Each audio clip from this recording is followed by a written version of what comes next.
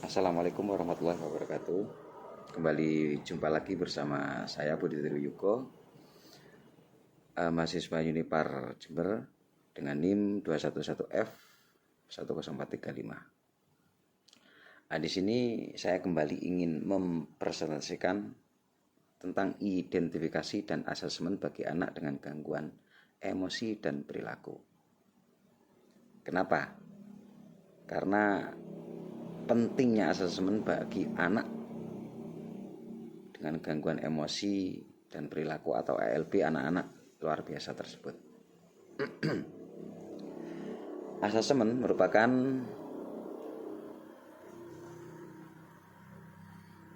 salah satu komponen terpenting dalam rangkaian proses pengembangan program layanan bagi ALP atau anak luar biasa tersebut. Kaufman pada tahun 1985 mengemukakan pentingnya asesmen antara lain. 1. Anak hampir tidak pernah merujuk dirinya sendiri. Untuk mendapat layanan khusus, rujukan untuk memperoleh asesmen selalu dilakukan oleh orang tua atau mungkin orang dewasa, guru, saudara, pemuka masyarakat, atau pekerja sosial, baik karena diidentifikasi secara individual maupun merupakan hasil penjaringan massal atau ditemukan oleh orang-orang tertentu untuk diidentifikasi. Demikian kayak kira-kira. Oleh karena itu, proses asesmen harus melibatkan secara langsung dengan anak yang bersangkutan dan orang tua dewasa lain yang dekat dan mengetahui seluk-beluk anak tersebut. Hal ini juga dimaksudkan untuk mengetahui pandangan dan pendapat anak tentang masalah yang dihadapinya. Kedua, masalah yang sebenarnya disandang anak terutama berhubungan dengan kelainan non-fisik atau anak-anak luar biasa sering berbeda dengan yang terlihat.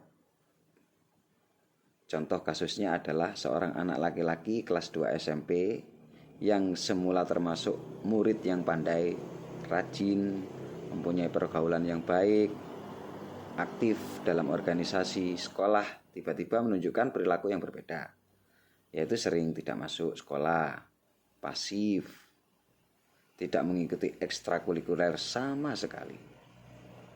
Berbagai upaya yang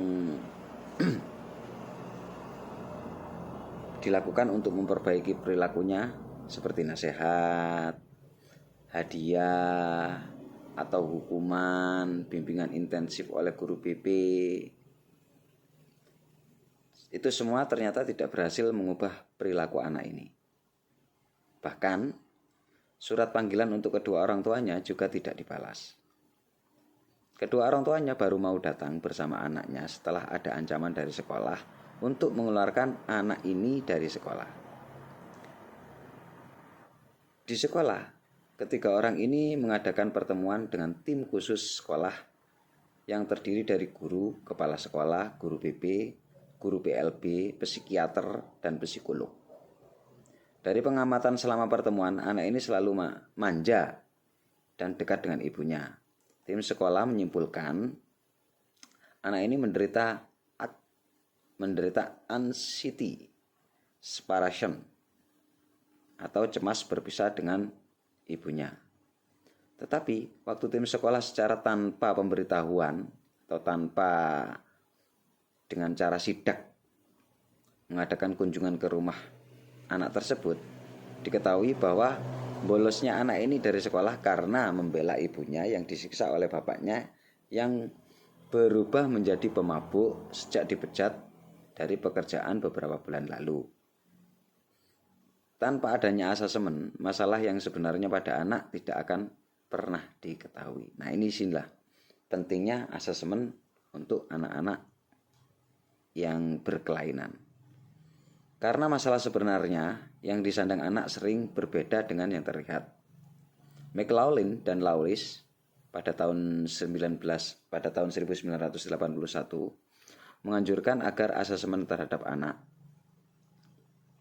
apapun gejala yang dilaporkan saat dirujuk, dilakukan secara komprehensif. Dengan demikian, semua jenis masalah atau kelainan yang disandang anak akan terungkap. Dan instrumen yang dipakai dalam proses asesmen ketunalarasan. Kaufman pada tahun 1985 mengelompokkan instrumen asesmen dalam identifikasi dan asesmen berdasarkan alat instrumen. A. Tes standar atau baku. Tes standar atau baku ini memiliki keuntungan dan kelemahan.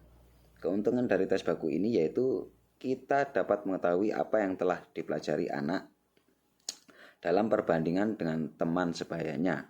Dan tes ini juga memberikan gambaran kemampuan yang dimiliki anak dan hal-hal yang masih memerlukan pembinaan khusus. Sedangkan kelemahannya yaitu kemungkinan bisa karena perbedaan budaya, bahasa, keadaan sosial, ekonomi, dan lain sebagainya. Contoh, tes kepribadian mungkin memasukkan pertanyaan yang dapat dijawab oleh satu kelompok, tetapi kelompok yang lain tidak dapat menjawabnya. Tes baku yang dapat dipakai yaitu tes intelijensi dan tes kepribadian. Tes intelijensi untuk mengukur kemampuan anak, sedangkan tes kepribadian untuk mengukur traits atau karakteristis atau mekanisme psikis dasar yang menyebabkan berbagai pola perilaku. Tes ini dapat berupa angket, melengkapi kalimat, atau jenis projektif, mengukur atau menulis bebas. B. Wawancara. Wawancara dapat dilakukan terhadap anak yang bersangkutan atau orang dewasa yang mengetahui tentang anak tersebut.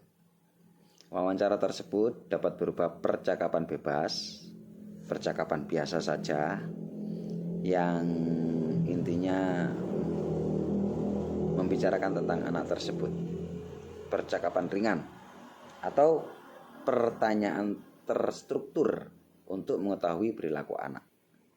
Pertanyaan yang sudah di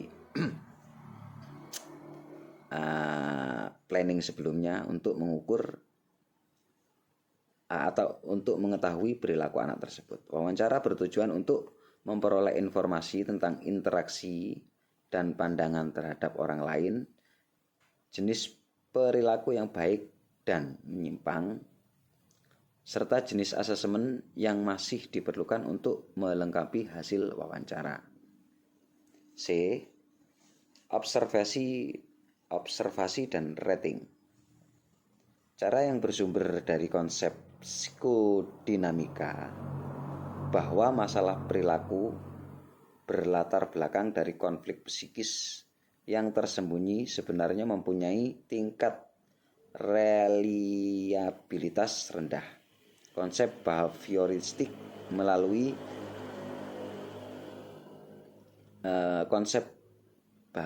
behavioristik mulai menekankan observasi langsung atas perilaku anak dalam kehidupan sehari-hari dengan asumsi bahwa apa yang terjadi sebelum dan sesudah perilaku menyimpang muncul sangat berpengaruh pada perilaku tersebut. D. Tes fisik dan psikologis. Kondisi fisik anak perlu diasesmen dengan menekankan pada pemeriksaan saraf, otak, atau jantung. Asesmen tersebutlah yang hanya dilakukan oleh tenaga medis.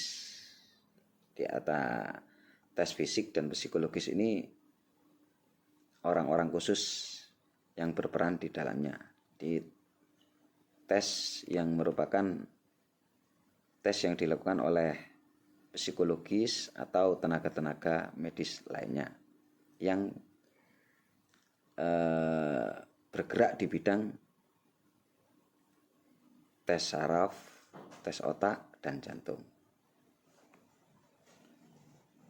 Dan kedua, McLaughlin dan Lewis pada tahun 1981 mengelompokkan instrumen identifikasi dan asesmen berdasarkan objek yang diukur.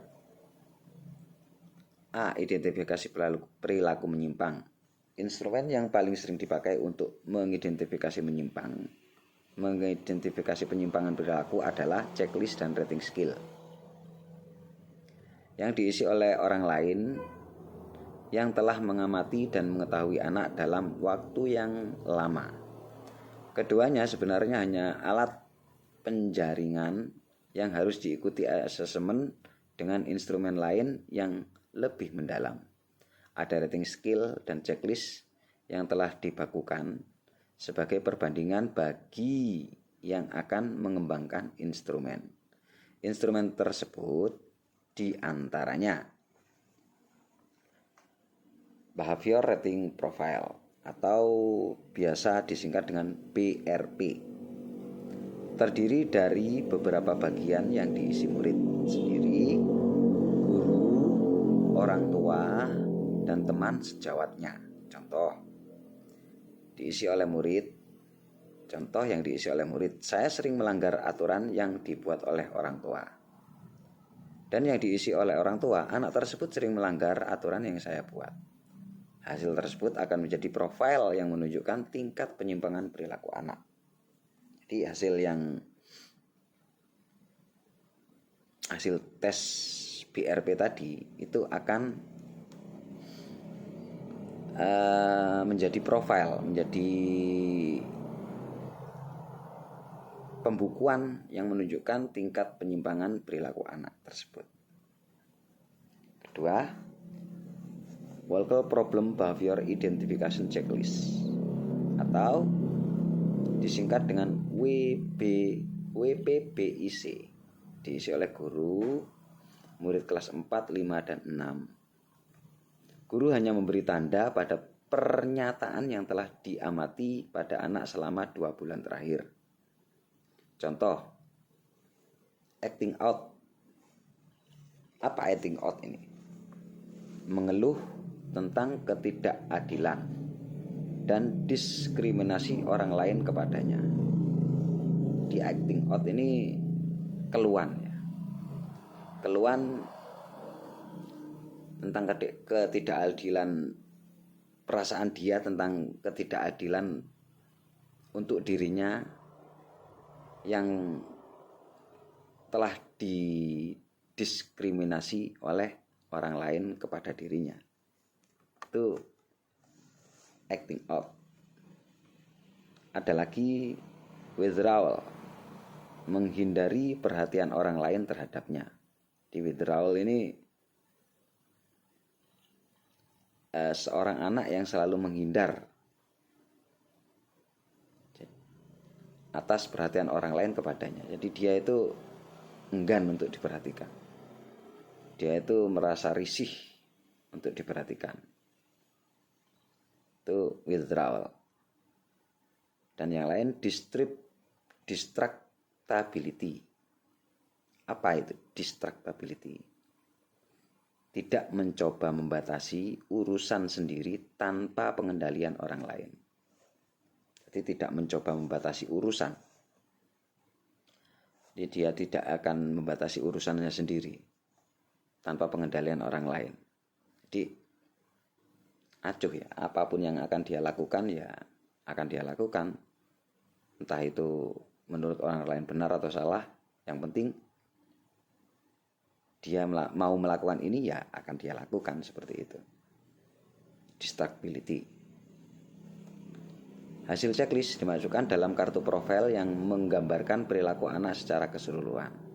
Di hasil checklist tersebut akan dimasukkan dalam satu file atau satu profil atau dalam satu tulisan, dalam satu buku yang akan menggambarkan perilaku anak secara keseluruhan yang telah diamati selama 2 2 bulan terakhir tadi. Yang ketiga, Bugs Behavior Rating Skill atau disingkat dengan BBRS. Dipakai guru atau orang tua untuk mengidentifikasi pola perilaku patologis anak kelas 1 SD sampai dengan anak kelas 3 SLTP. Contoh kategori BBRS. Jadi contoh kategori BBRS, menyalahkan diri sendiri secara berlebihan. Jadi anak tersebut itu selalu menyalahkan dirinya sendiri secara berlebihan. Jadi dia itu merasa bahwa dirinya selalu salah, tidak ada benarnya sama sekali. Jadi, dan yang kedua, cemas secara berlebihan. Dia akan cemas secara berlebihan. Jadi dia itu selalu cemas, selalu was-was secara berlebihan. Menyembunyikan diri secara berlebihan. Jadi dia itu selalu menyendiri, selalu tidak ingin bersama orang lain. Jadi menyembunyikan diri dia secara berlebihan. Kelemahan kemampuan ego. Jadi dia itu selalu ego. Jadi kelemahan dia itu mengurangi ego itu terlalu sangat besar. Jadi dia sangat ego, sangat egois. Terus kelemahan perhatian, dia itu tidak mampu memperhatikan secara continue, jadi secara terus menerus. Jadi dia itu tidak akan mampu memperhatikan sesuatu secara terus menerus, secara beberapa saat dia itu tidak akan mampu untuk memusatkan perhatian dia. Guru atau orang tua akan memberi tanggapan atas pernyataan dengan skala 1 sampai dengan 5. Jadi satu tadi itu menyalahkan diri sendiri, itu seperti ada kolom, dikasih angka berapa untuk anak tersebut, dikasih angka berapa untuk anak yang lain, dikasih angka berapa untuk anak. Jadi itu termasuk salah satu tes BBRS atau yang disebut dengan Bugs Behavior Rating Scale. Nilai 1 berarti perilaku yang disebutkan tidak pernah diamati pada anak. Jadi nilai semakin ringan, nilai semakin kecil, itu tidak akan semakin kecilnya juga pengamatan guru atau orang-orang yang mengamati dia tentang yang tertulis dalam BBRS tadi. Sedangkan nilai 5 berarti perilaku itu sering dilihat pada anak, dan semakin tinggi itu akan sangat tampak pada anak tersebut. Contoh pernyataan BBRS, kelemahan perhatian. Ini contoh tentang kelemahan perhatian, menunjukkan perilaku tak menentu, mengambang atau terpecah perhatian. Pola perilaku anak dapat terlihat pada kartu profil setelah hasil pengamatan dimasukkan dalam profil tersebut. Dan yang keempat, Devaroux Behavior Rating Scale atau biasa disingkat dengan DBRS, dibagi menjadi 3, yaitu Devaroux Child Behavior Scale, Devaroux Elementary School Behavior Rating Scale, Devaroux Adolescent Behavior Rating Scale. DCDS diisi oleh orang tua anak berumur 8-12 tahun. Skala ini berupa deskripsi perilaku dan orang tua memberi tanda untuk menentukan sering tidaknya perilaku itu muncul pada anak dan bagaimana perilaku tersebut. Beberapa faktor yaitu jadi perilaku tersebut akan muncul pada anak. Ini disebabkan oleh beberapa faktor, yaitu perhatian mudah terganggu. Jadi perilaku yang akan muncul pada anak tersebut itu perhatian mudah terganggu, kelemahan bina diri. Jadi dia itu tidak pernah mau belajar tentang pengalaman ya, kelemahan bina diri. Jadi dia tidak akan membina dirinya. Jadi apapun yang akan dia lakukan, ya inilah saya, itu terlalu pede mungkin ya, terlalu pede. Skala emosional terlalu terikat. Jadi emosi yang terikat. Kalau emosi ini terikat, dia itu tidak akan bisa mengembang. Jadi kalau emosi kita terlalu emosi juga tidak bagus, terlalu terikat juga tidak bagus. Dia akan minder dan lain sebagainya. DESB berupa deskripsi perilaku anak yang harus diikuti oleh guru anak kelas. 1-6 faktor perilaku pada DESB yaitu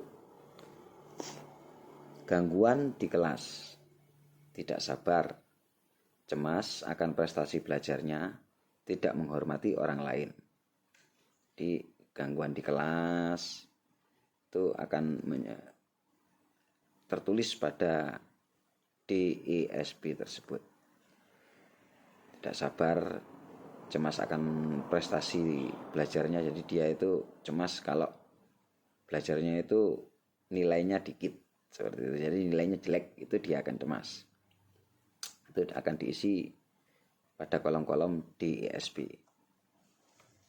DAB diisi oleh orang tua dengan cara yang sama seperti DCBS dan DESB. Jenis perilaku berbeda karena kala ini dikembangkan bagi anak umur 13 sampai 18 tahun. Faktor jenis perilaku yaitu perilaku tidak adil, melanggar dan melawan, sadis dan selalu ingin menang. Jadi, kalau orang Jawa bilang itu carpe diem. Banyak instrumen baku yang dibakukan di negara berbahasa Inggris, namun di Indonesia belum ada pengembangan maupun pembakuan instrumen, meski telah mengembangkan penuntun deteksi diri ATL di sekolah.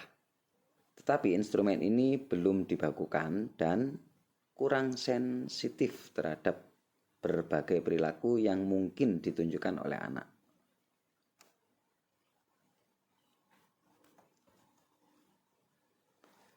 Gejala yang diamati: sikap membangkang, mudah terangsang emosinya, tindakan sering melanggar hukum, tindakan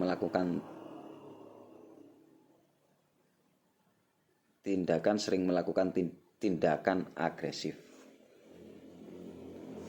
Di tindakan-tindakan yang sering muncul ya seperti itu.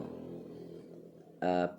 Identifikasi perilaku murid, mengevaluasi secara lebih khusus perilaku anak dalam situasi belajar di kelas bertujuan untuk mengetahui tingkat perkembangan sosial emosional dan perilaku di kelas, meliputi keterampilan menyesuaikan guru, mematuhi aturan yang berlaku. Anak dikatakan berperilaku menyimpang jika menunjukkan perilaku seperti mengganggu, tidak patuh, malas, tidak memperhatikan dan lain sebagainya. Salah satu cara mengukur perilaku yaitu dengan observasi. Aspek lain yang perlu diamati dalam kepatuhan pada aturan sekolah adalah pengendalian diri.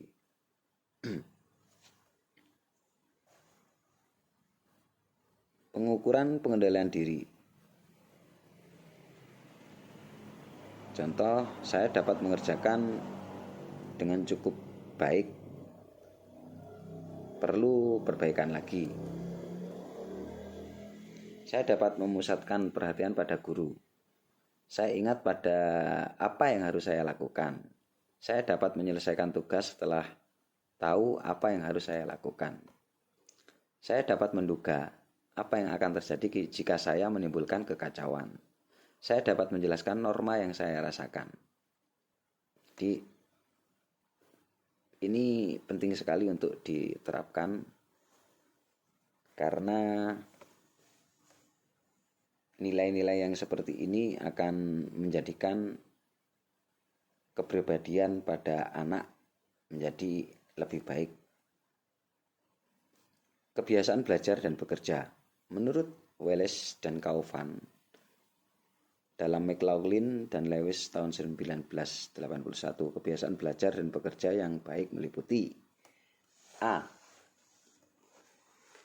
Menerima tugas yang diberikan oleh guru dan menyelesaikannya. B. Tugas sesuai dengan waktu yang disediakan. C. Rajin dan teliti.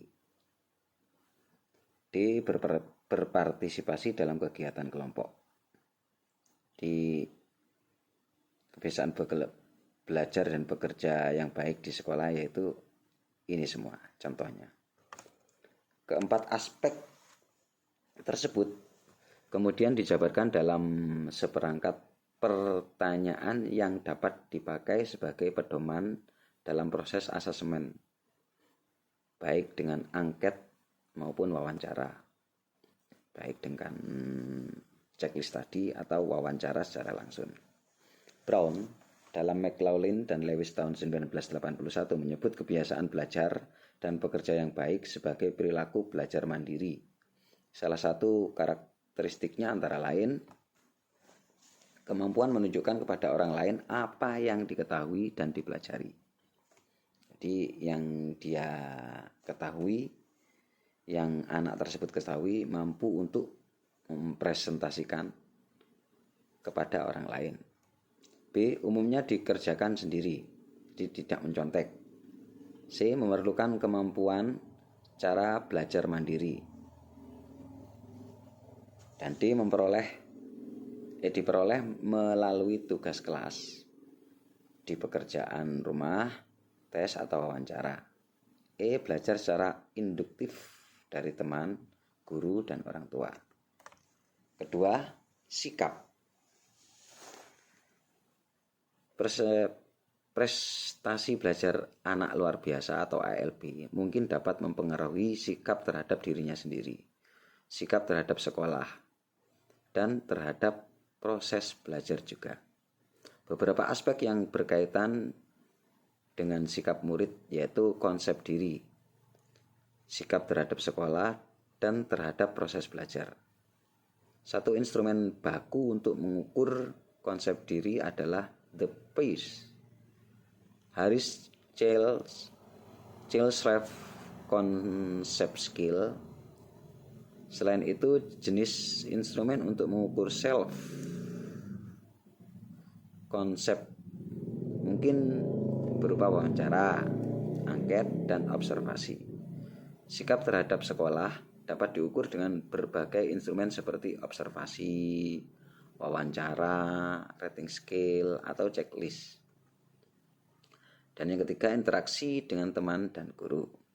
Hasil penelitian menunjukkan bahwa ALB, anak luar biasa ini, sering dianggap lebih sukar menjalin hubungan dengan yang lebih baik dengan guru dan teman. Jadi hasil penelitian menunjukkan bahwa anak-anak luar biasa ini sering dianggap lebih sukar untuk menjalin hubungan yang baik dengan guru dan teman.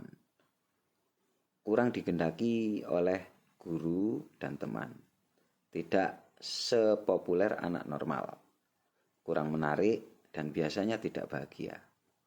Jadi anak-anak luar biasa, kenapa dikatakan anak-anak luar biasa? Karena anak-anak ini anak-anak memang lain daripada yang lain, makanya luar biasa. Jadi dia itu seringkali mengalami hal-hal yang saya bicarakan tadi. I. Brophy dan T. Good dalam McLaughlin dan Lewis tahun 1981, instrumen asesmen interaksi antar guru dan murid disebut the Brophy-Good Teacher and Child Diadic Interaction System. Instrumen ini menunjukkan apakah suatu interaksi dimulai oleh guru atau murid dalam 3 macam setting di kelas, yaitu umum, membaca, dan mengerjakan tugas. 5 macam interaksi, yaitu kesempatan respon. Anak secara terbuka mencoba menjawab pertanyaan dan masalah yang diberikan oleh guru. Yang lain resitasi, anak membaca dengan keras, mendeskripsikan pengalaman, mengamati tabel matematika, atau menyajikan sesuatu secara lisan. Dan kontak prosedural, guru memberi komentar atau membetulkan perilaku anak. Dan umpan balik, guru memberi umpan balik atas perilaku siswa. C. Strategi dalam melaksanakan identifikasi dan asesmen bagi anak dengan gangguan emosi dan perilaku. Strategi merupakan pendekatan secara keseluruhan yang berkaitan dengan pelaksanaan gagasan, perencanaan, dan eksekusi sebuah aktivitas dalam kurun waktu tertentu. Dalam melakukan asesmen untuk anak dengan gangguan emosi dan perilaku diperlukan sebuah strategi, di mana strategi tersebut harus disesuaikan dengan kapan seharusnya anak itu perlu untuk diasesmen. Di dalam strategi tersebut harus terdapat berbagai jenis metode atau instrumen, contoh rating scale, wawancara, observasi, dan berbagai sumber dan informasi murid, guru, orang tua, teman sebaya, dan lain-lain. Masing-masing strategi tersebut memiliki tujuan yang berbeda dalam proses penilaian dan masing-masing memiliki kelebihan unik dan kerugian. Berikut beberapa strategi asesmen secara umum yang digunakan untuk mengevaluasi anak dengan gangguan emosi dan perilaku. Wawancara dengan anak, orang tua, dan guru. Strategi ini berupa daftar pertanyaan tertentu yang disajikan oleh pewawancara untuk memperoleh tanggapan dari seorang informan. Tujuan dari strategi ini adalah untuk menyediakan sebuah gambar dari anak yang terlihat bermasalah seperti yang dirasakan oleh informan. Menyediakan informasi tentang konteks lingkungan di mana perilaku masalah sedang terjadi. Menyediakan perkembangan penting, informasi sejarah tentang anak. Hasilnya digunakan untuk merumuskan penilaian pertanyaan, pernyataan, dan strategi penilaian berikutnya. Kedua, pemeriksaan catatan anak. Strategi ini berupa memeriksa catatan kumulatif, kumpulan pernyataan tadi, dan riwayat kedisiplinan dan catatan lain dari kinerja atau prestasi sekolah. Tujuan dari strategi ini adalah untuk menyediakan dokumentasi masalah-masalah yang ada dari waktu ke waktu dan memberikan beberapa indikasi apakah perilaku anak mungkin dapat mempengaruhi pembelajaran. Yang ketiga, skala penilaian orang tua, guru, dan anak. Strategi ini biasanya terdiri dari item yang mana tarif informan dalam hal keparahan, misalnya ringan, sedang, atau berat, atau frekuensi kejadian, misalnya tidak pernah, jarang, sering. Skala penilaian mungkin bisa formal atau informal. Skala penilaian formal sering digunakan untuk menentukan kelayakan karena mereka menyediakan perbandingan normatif tentang perilaku anak. Skala penilaian informal melayani berbagai tujuan seperti identifikasi tertentu, menunjuk pada hari ketika perilaku bermasalah terjadi. 4.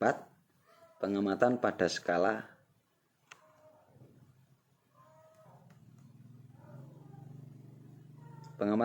keadaan kebiasaan atau alamiah.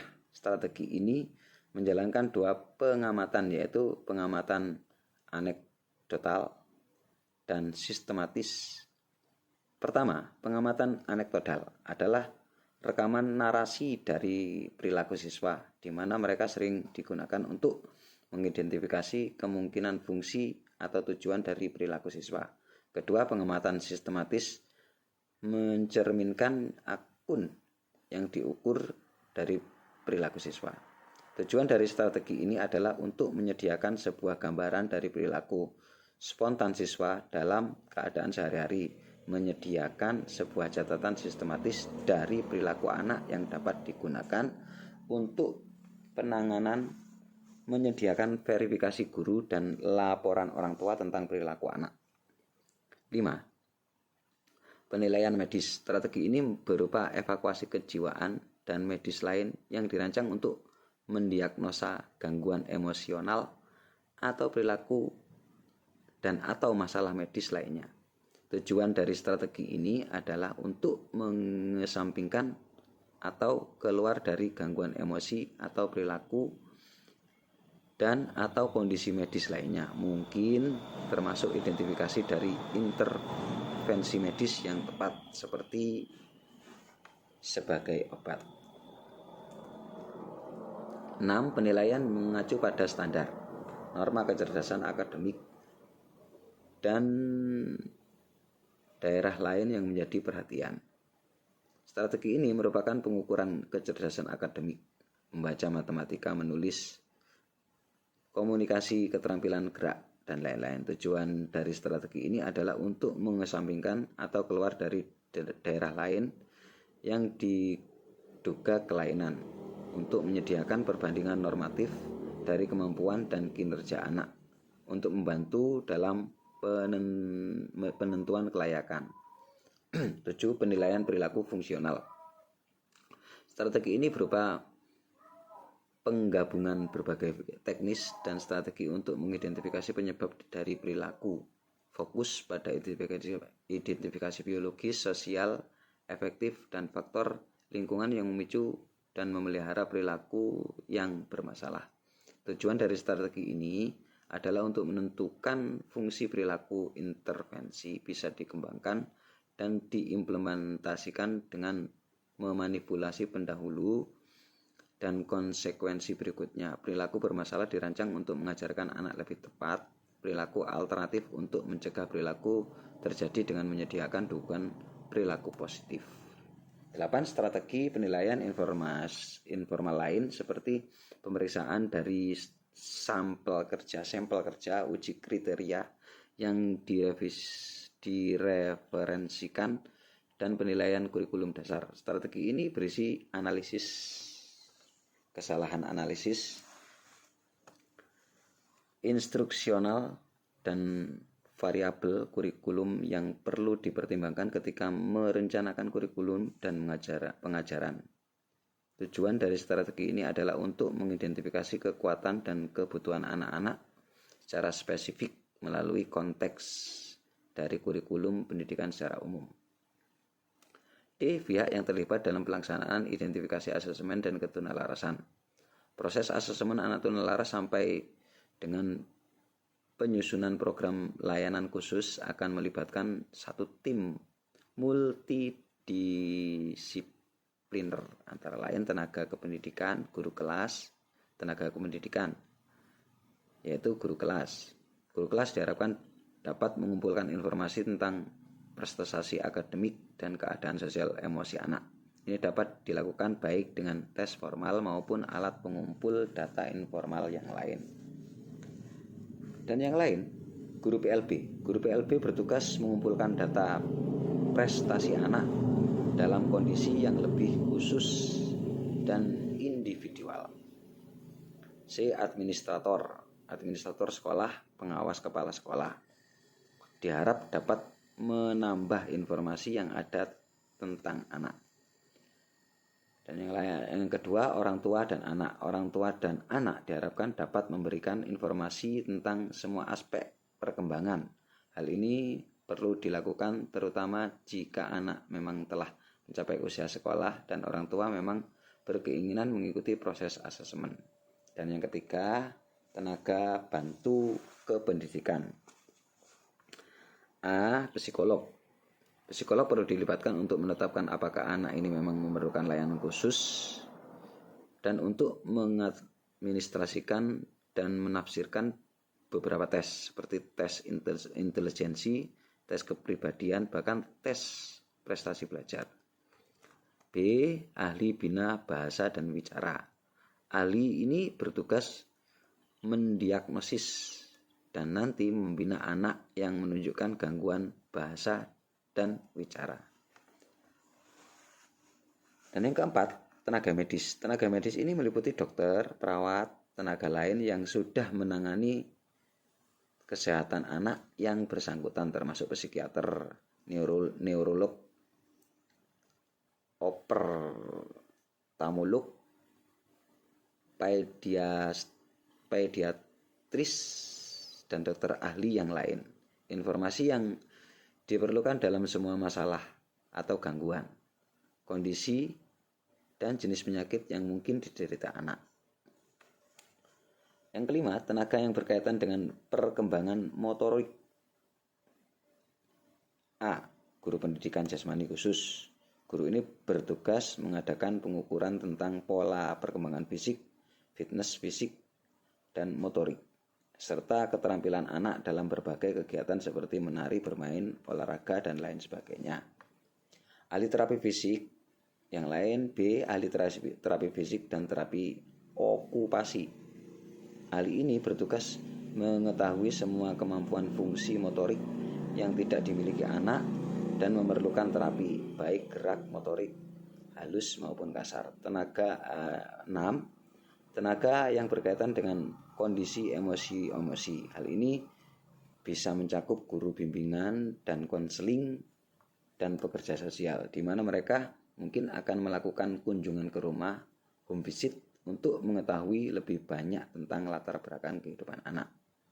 Dan yang ketujuh, tenaga terkait lain yang mungkin terlibat, misalnya anggota keluarga dan masyarakat yang mengetahui perkembangan anak. Hasil asesmen ini selanjutnya akan dibawa oleh semua tim dalam rapat untuk menentukan jenis dan identitas layanan yang diperlukan anak, termasuk penempatan anak di sekolah. Dengan demikian, anak diharapkan memperoleh kualitas layanan yang sesuai dengan kebutuhan individual anak tersebut. Layanan pendidikan di sekolah dapat memilah salah satu dari beberapa alternatif yang ada, yaitu kelas biasa, guru konsultan, guru kunjung, pull out, kelas khusus, atau sekolah khusus. Penempatan pada salah satu model di atas ditetapkan berdasarkan hasil asesmen oleh tim. E. Pelaksanaan identifikasi dan asesmen anak ketunalarasan. Asesmen ini dilakukan setelah melakukan proses identifikasi anak. Adapun waktu pelaksanaan identifikasi dan asesmen bagi anak tunalaras yaitu A. Saat ingin mengetahui mengenai identitas anak secara lengkap dan terperinci. B. Saat anak yang mengalami kelainan atau penyimpangan fisik, intelektual, sosial, emosional, atau tingkah laku dalam pertumbuhan atau perkembangan dibandingkan dengan anak-anak lain seusianya atau anak-anak normal lainnya. C. Saat ingin mengetahui kelemahan atau kesulitan anak dalam satu hal, kekuatan, potensi, kemampuan, dan kelebihan anak dalam satu hal, serta kebutuhan layanan khusus yang diberikan untuk mengatasi satu hal. Sedangkan tempat identifikasi dan asesmen pada anak tunalaras yaitu A. Sekolah, B. Rumah, C. Klinik tumbuh kembang, klinik fisioterapi, dan klinik bina bicara atau speech therapy. D. Lembaga konsultasi bagi anak yang memerlukan layanan pendidikan khusus. E. Laboratorium pendidikan luar biasa. F. Rumah sakit unit instalasi rehabilitasi medik. F. Kedudukan asesmen dalam perencanaan program asesmen merupakan salah satu komponen terpenting dalam rangkaian proses perkembangan program layanan bagi ALB atau anak luar biasa dalam menyusun program layanan PLB. Asesmen berbeda pada tahap ketiga setelah penjaringan atau identifikasi dan rujukan. Anak yang ditemukan menunjukkan gejala kelainan harus dirujuk pada tim ahli yang berwenang untuk diadakan asesmen. Dalam bidang PLB, Berbagai tes dan alat ukur banyak dipakai pada awal program. Selanjutnya ditetapkan jenis dan banyaknya layanan khusus yang diberikan anak. Hasil asesmen akan menunjukkan secara rinci bidang-bidang atau aspek pada ALP yang memerlukan bimbingan dan layanan khusus dalam pelaksanaannya. Akan dievakuasi secara berkala. Pada akhir tahun dilakukan revisi atau review untuk menentukan apakah anak masih memerlukan layanan khusus. Jika masih, diperlukan asesmen lagi untuk menyusun program layanan khusus tahun berikutnya. Mungkin mengingat bahwa kebutuhan khusus anak tunalaras bermacam-macam dengan jenis kelainan yang bermacam-macam juga. Jadi kelainan tunalaras yang bermacam-macam dan kebutuhan untuk meminimalisir tunalasan tersebut juga bermacam-macam pula. Maka asesmen ALP harus dilakukan oleh satu tim dari berbagai profesi secara serentak. Sedangkan asesmen ketunalarasan hanya satu bagian dari proses asesmen secara komprehensif. Demikian, semoga asesmen yang tadi saya jabarkan bermanfaat. Dan apa sih asesmen? Perlunya identifikasi kepada anak. Pertama, identifikasi tentang anak yang berkebutuhan khusus. Ini memang penting untuk menjadikan anak kedepannya itu tidak terlalu seperti minder dan lain sebagainya. Jadi menjadi lebih baik, menjadi lebih sopan dan lebih jujur, itu yang utama. Demikian, semoga bermanfaat. Apabila ada salah kata saya mohon maaf. Saya Budi Triwiyuko. Wassalamualaikum warahmatullahi wabarakatuh.